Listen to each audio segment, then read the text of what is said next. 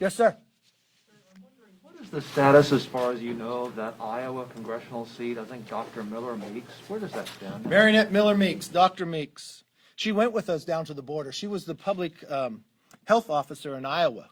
She's the one who offered the amendment on the floor just this week to make sure the children are being tested for COVID.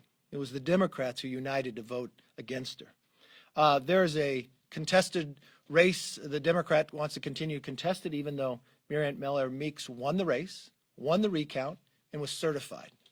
Interesting, the Democrats who contesting it didn't go to the court system, which was the appropriate place to go. She said, I'm taking it directly to the House because that's where she thinks she could get the outcome that she desires. Speaker Pelosi talks about it. I know as of today, their majority is not of 5, it's only of 4. I've watched this majority do things that no Congress in the past have done. I would not put it past them to try to steal a race. They did it before in 1985 at the Bloody Eight of Indiana, but they should not be able to do it now. They should uphold exactly what the recount said. Yes, ma'am. McCarthy, would you define January 6th as an insurrection? Yes.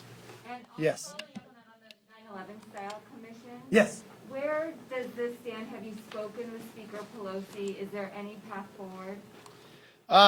I think the path forward very easily. I mean, if you go back to the 9/11 Commission and those who ran it, Governor Keane and Hamilton, they laid out a very the framework that would work. Unfortunately, the only person who's opposing that is Speaker Pelosi. I read today in some place that she maybe was in Punchbowl.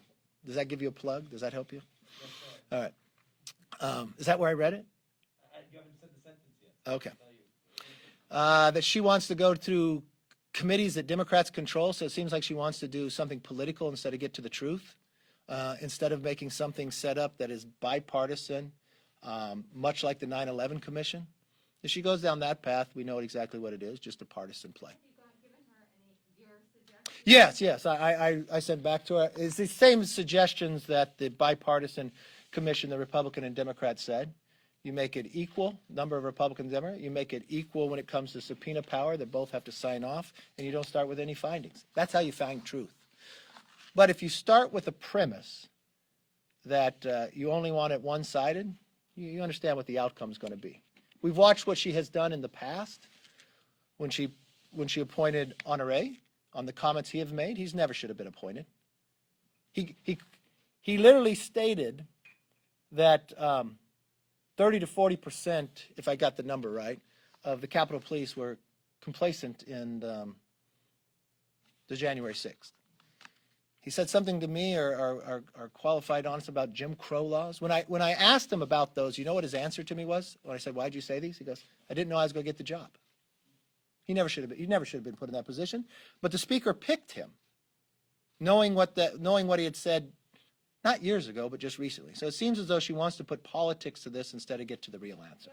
Yes? Yeah, regarding the Capitol Police, should acting Chief Pittman remain in her role as the leader of that department, or should there be a change in leadership?